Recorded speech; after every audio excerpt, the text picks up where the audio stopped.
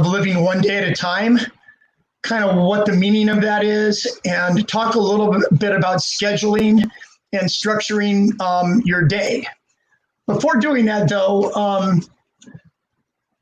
I would like to share a little bit of my thoughts about being able to be here each week, Wednesdays at 6 p.m.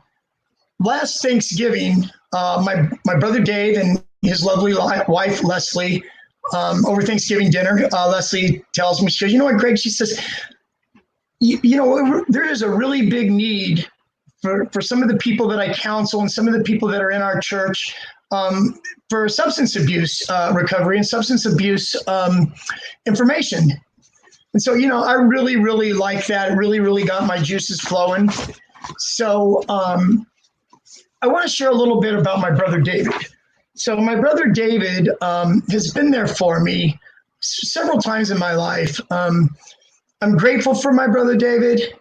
I'm humbled for my brother David. And I really, really love my brother David. He is always, my entire life, I started using in 1977. I started by smoking a joint, and it kind of took off from there. But whenever I got addicted, my brother David has always had, he's always loved me, but he's always had really, really appropriate boundaries with me. I guess you could say that my life really started to unravel when I started having legal problems. And in particular, in 1983, 1984, I ended up going to Nevada State Prison, finishing up a 5-year bit in the Nevada State Prison. And at that time, my brother Dave reached out to me and made it possible. He paid my entry fee into a drug and alcohol program. Actually, 1987, he paid my entry fee into a drug and alcohol program that I actually started working at as an intern 12 years later. Go figure. So anyways, he did that for me. He paid the entry fee for me. I went to the program, stayed there for 6 months, stayed clean probably for another 6 months after getting out of there. And before long, I relapsed again. No changes of friends, no changes in my behavior. And so I talked about relapse prevention last week, guys. And relapse does not have to necessarily be a part of your program, but for 50 to 60% of the folks that go into recovery and they try to be clean and sober, 50 to 60% do end up having a relapse. After that, fast forward 10 more years. It's really funny that it was 10 more years later. Now we go to 1997. My addiction continued in late 80s. In 1991, I was on the streets of Las Vegas, a heroin addict, went to the hospital. 2 months I was in the hospital with pneumonia. And during that time, I had no life. If I left the hospital, I was basically going to be left for dead. I would have went back out and I would have started using again, no doubt. And so anyways, my mom orchestrated the thing behind the scenes and was going to fly me back home to California where my family, my sister, brothers, and parents were, so I could try to, get my life together. But it was that time again, 10 years later, that the hospital shuttled me to the airport, McCarran Airport in Las Vegas. And when I arrived there at the airport in McCarran Airport in Las Vegas, my brother David was there to meet me outside of the cab. And little did I know that he was going to be there. And he personally wheeled me through the airport and onto the plane. And at that time, I really didn't know how serious of trouble I was in. Even weighing 124 pounds still didn't really register to me totally. And, now looking back to that time in 97, I would say I was probably 50-50 at best, as far as that goes.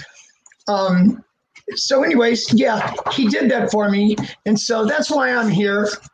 Excuse me. That's why I'm here. And that's why I come here each week, 6 p.m.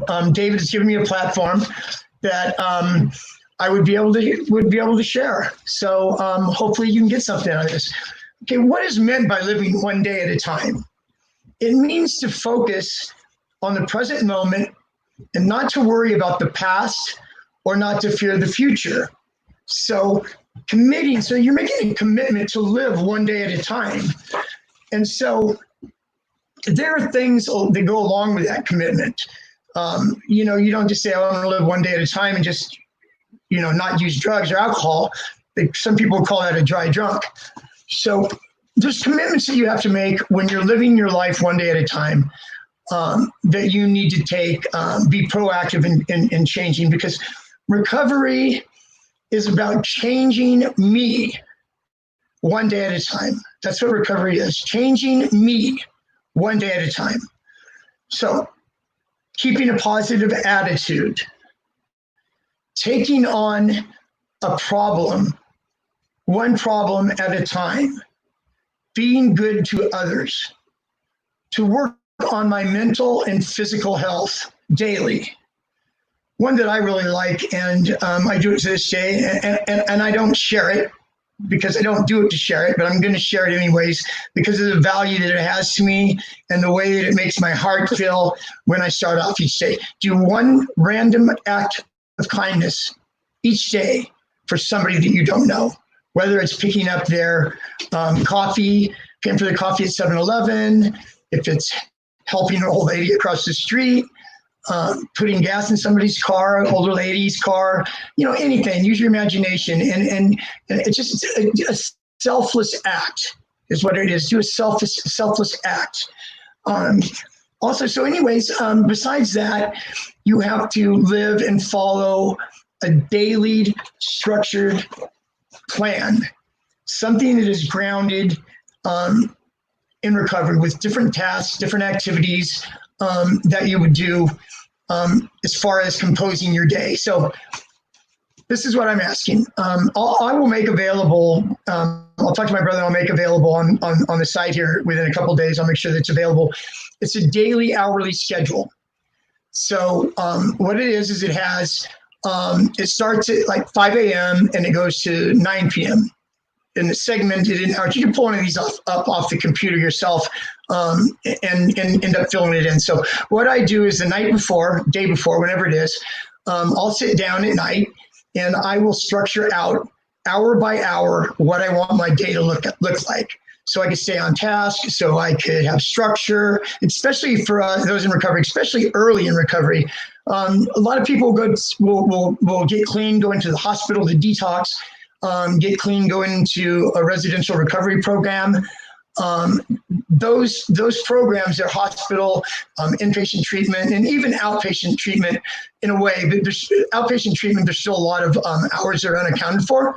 So your plan, your daily plan is your structure, and it's very important. This is what should be on your plan. What I have in my plan, these are just suggestions. Okay, I want to say this too before moving on. Recovery is not for people who need it. Recovery is for people who want it. And hopefully I'm talking to some of the people that want it. And for those of you that need it and not are at the I want it stage right now, hopefully you can file this away, for later. Or if you're somebody, a loved one, you have a brother, a sister, a daughter, or a son, or a mate that is struggling with drugs or alcohol, maybe you could take some of this information and pass it on and maybe help your significant other take some steps to change their life. Every single person that decides to be clean and sober doesn't have to go to a inpatient program. They don't have to go to an outpatient program. Some people are all right just going to AA or NA. Not everybody's addiction is that strong, or like mine was. And for those of you that have been using for a while and trying to get clean, you would probably be aware of that as well. Okay, some of the daily activities that I have. First of all, I don't know if you're employed with a job, if you're going to school, if you have no structure in your life right now, a lot of free time. So obviously, if you're in that later category to where you're not working, you don't go to school, and you're just in your full-fledged drinking and using addiction every day, then put something in the comments if I'm talking about you. And I'm here every Wednesday, 6 p.m. Pacific time. I would love to be able to put something together for you and give you some suggestions on how to structure your day, and maybe talk to you about maybe getting into a program depending upon where your addiction is at the time. Okay, guys, so what I do is in the morning, these are some of the things I've done myself, and I'll share a little bit as I go through these, and just give you a personal, excuse me, and just give you a little personal bent on what I did, what worked for me, but also taking into mind that what works for me might not necessarily work for you. But these are just these are suggestions, okay? Because remember, recovery is about changing me one day at a time. And how do I change me? I mean, I can't just say, oh, I don't want to drink or use anymore, and just have a daily schedule and go through it, and not have any kind of like recovery related activities or any kind of like self-improvement activities going on. You're not going to get a lot of growth there. Okay, so to start out with, I said you go from 5 to 8, whatever your schedule is like, whatever time you get up in the morning. Say you get up in the morning at 6 a.m. So maybe make a cup of coffee when you get up, and then from 6:15 to 6:45, spend that time reading some self-help literature, reading the Bible, doing some meditation, self-imagery, guided imagery, just some quiet time to start your day for the first 30 minutes. It can be longer if you like. It could be 45 minutes, an hour. It could be 15 minutes if that is all that you have. So make sure that there's 15 to 30 minutes of that quiet time for yourself. Also, you should put in your daily schedule some form of exercise, some form of moving your body, of moving your muscles, of breathing in and breathing out. And I say 30 minutes, at least 30 minutes plus. 30 minutes is okay, but an hour is better. 30 minutes is okay, but an hour is better. And I don't want the 30 minutes, lifting weights and all that. The 30 minutes needs to be breathing, sweating, in and out, aerobic exercise that gets you sweating a little bit, that gets you engaged in a little bit. And then you can throw the weights and stuff in there too. Okay, also, I would recommend that you put in 30 minutes plus. Hour would be better, 45 minutes would be better, but 30 minutes plus of reading. Reading is great for you. It's great for your mind. It engages your mind. Self-help stuff, AA stuff, spiritual stuff, Bible verses, whatever it is that you like to read, whatever it is that feeds you, whatever it is that you want to learn, read 30 plus minutes. I kill two birds with one stone a lot of the time in the past, where, I was training for a marathon. So I was actually on the elliptical or the treadmill 60 to 90 minutes. And I did a lot of my reading. on the treadmill. So anyways, there's that. So also, this is number one right here in your daily schedule. Even if you're employed and you're working 8 hours a day or going to school, you need to make time every day for one 12-step meeting. It could either be AA or it could be NA. AA is an hour, NA is an hour and a half. It reminds you who you are. It reminds you of where you're at in your life and your purpose, that I am a man or a woman in my recovery right now. And it's an integral part of this structured daily program for you. Along with it, immediately get a sponsor. I've worked in the field for 20 years, and I've had, there's been a requirement of people, in my group, that they get a sponsor. And just talking to people in life that are in recovery that need to get a sponsor, you wouldn't believe 3, 4, 6 weeks on, I haven't found the person I like yet. I haven't found the right person yet that I really connect with. Listen, the very first thing that you need to do when you start going to meetings is you need to raise your hand. You need to tell them your name, how much clean time you have, and it's been highly recommended that I get a sponsor. You've heard the term temporary sponsor. It could be a temporary sponsor in the beginning, but get a sponsor. You need a sponsor, somebody to that will walk beside you, somebody that will help you and give you suggestions for all these feelings and emotions that start to come up for you when you're a week clean, 10 days clean. All these feelings and emotions are coming up now that we're stuffed down and we're frozen and medicated by whatever your drug of choice was. And when we stop using or drinking, we start feeling those feelings again, and it's okay to feel those feelings again, but you need somebody by your side. To get the immediate sponsor is a huge insurance policy, guys. So I highly recommend that. Along with the sponsor, I've had several talks already, if you've followed any of my Wednesday 6 p.m. shares, about 12-step programs and about the meaning of different facets of it and what are they for and what is a sponsor for. A good sponsor, what I would recommend to look for right away, like I'm telling you now, don't say I haven't seen the right sponsor in 4 or 5 weeks and that's why I haven't got one yet. Get one. So you listen to somebody talk and you see that you hear what they say. You hear that they've got several years in recovery, and they know a lot of people in the fellowship. People come up and talk to them after the meetings and all that. So you get a sponsor. What a sponsor is going to do now, guys, is sponsor is going to put you under his wing. He's going to introduce you around to all the people that he knows and other people in the meetings. He will go to a meeting or two with you a week. And so with the introducing you around and getting involved with AA and NA, probably for me, one of the biggest things, maybe the most important things with AA and NA is getting connected and getting to meet other people. And it's not uncommon at all to have a 6 p.m. meeting at night or 7:30 meeting at night, AA meeting. And so 8:30, you guys, the meeting's over, the Serenity Prayer, the meeting's over, and people stay around and talk, or they disperse their own different ways. So a lot of times folks will go out and they'll go and have dessert, they'll go have coffee in the morning, whatever time of the day it is, have lunch. And so get hooked up with that. Have your sponsor bring you along with that. You got 5 or 6 people there at one table. One person works at Starbucks, the other person's a lawyer, this other person owns his own class company, and this other person over here is homeless with the week clean. And so what you do when you get there and you're fellowshipping with these folks is you can pick their brain. Ask the guy that's got 9 years clean. Ask him, what was it like for you, the first week or two? Did you sleep much? What helped you go to sleep eventually? Is there something that you can suggest that will help me so I'm able to go to sleep, not only sleeping 2 or 3 hours a day?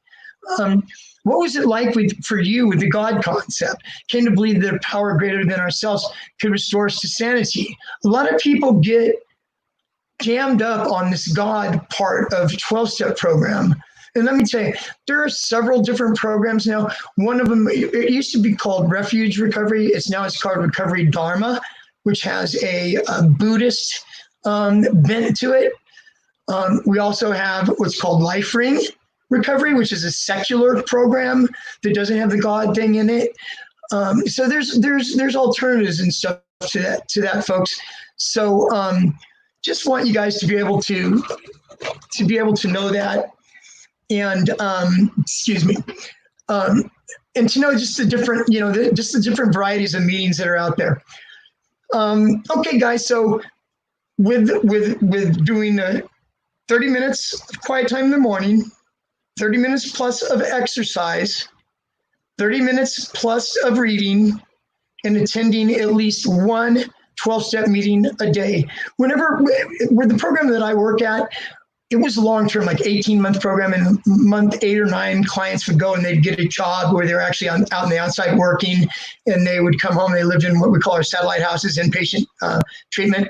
And there was a few requirements of them then at that time. And one of it was to go to at least 3 12-step meetings a week. They also had 3 groups a week, to have a 12-step sponsor and have a clean and sober social activity. It wasn't uncommon for clients to finish out their program and move to what we call into aftercare, where they've completed the whole entire program. And part of their discharge plan, their aftercare plan, was to do 90 and 90. These are people that got 18 months clean, by the way. So if you don't know the concept of 90 and 90, 90 and 90 it means I'm going to do 90 meetings in 90 days, because they have identified that as being really, really crucial and important to their ongoing recovery. So that is my take tonight on scheduling, and one day at a time. I hope this was helpful for you. I'll make sure that I have my brother put up on the recovery link the daily, hourly schedule that I talked about. And in the meantime, go on the computer, print one out, and try it out and see how it goes. Okay, thanks for listening. I will see you guys here next Wednesday, 6 p.m. Pacific time. Thank you.